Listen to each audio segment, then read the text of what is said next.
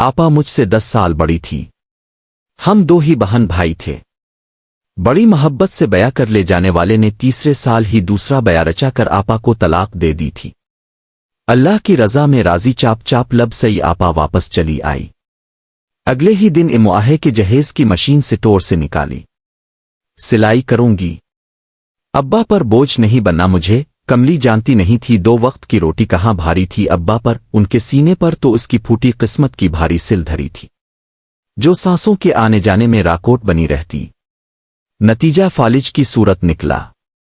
अब्बा की हालत का जिम्मेदार खुद को ठहराती। आपा बरामदे में खामोश बैठी सिलाई का काम करती, अपनी चाप से जाने की याद आके साके करती रहती। यूं तो आंखों पर पलकों के घने पर्दे गिरे रहते, मगर कभी कभी मक्की आहोबाका से घबरा कर अचानक एक नन्हा कतरा सिलाई मशीन पर गिरता।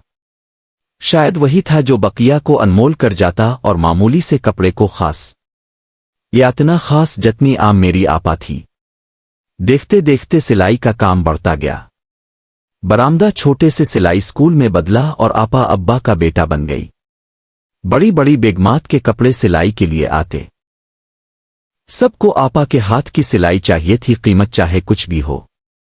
एक बार एक बेगम के तारीफ करने पर मैंने आपा के आतरपाई करते हाथों से कमीज पकड़कर कहा, आपा दिखाओ तो सही ऐसा क्या जादू है तुम्हारी सिलाई में।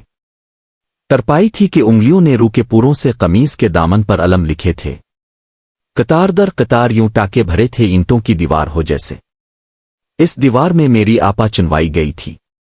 इन टांकों को देखकर मेरा दिल डूबने लगा। इस रात मैंने पहली बार आपा के दुख को महसूस किया। मैं शायद बड़ा हो गया था। इस रात भी आपा देर तक सिलाई करती रही। सारी रात मशीन चलती रोती और गाती रही। अचानक सिलाई मशीन अपनी अपनी सी लगने लगी थी, हमदर्द गमगासार। इस रात पहली बार सिलाई मशीन की आवाज में भरा दाके सुआन पाया था मैं।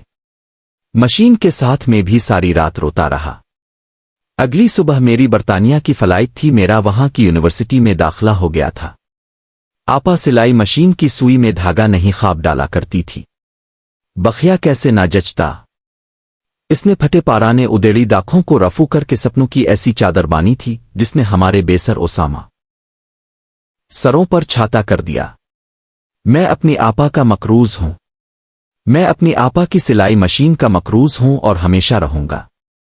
आप सबको अपने वालिदैन का बाजू बनकर इस कर्ज को उतारने में मेरी मदद करनी है।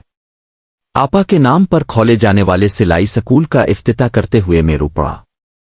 व्हील चेयर पर बैठे अब्बा आज बहुत खुश थे। वक्त ने अचानक आपा की जिंदगी की पतंग लूट ली। बरामदा खाली था और मेरे हाथों में कपड़े कालम्स बाकी। रातों को अब भी अक्सर सिलाई मशीन गाया करती है। मोहब्बत की झूठी कहानी पे रोए।